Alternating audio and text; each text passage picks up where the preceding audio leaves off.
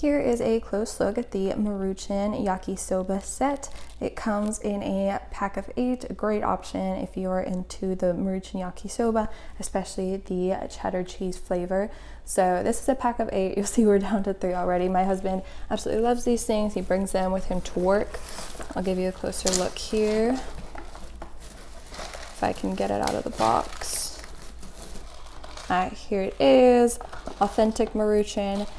Very easy to heat up as well.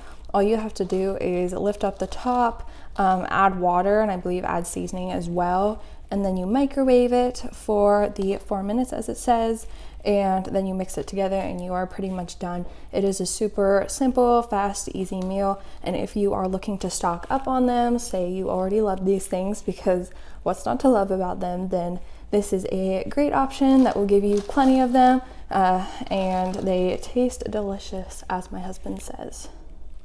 But I'll give you a closer look really here at the back if you wanted to see nutrition and how to use them.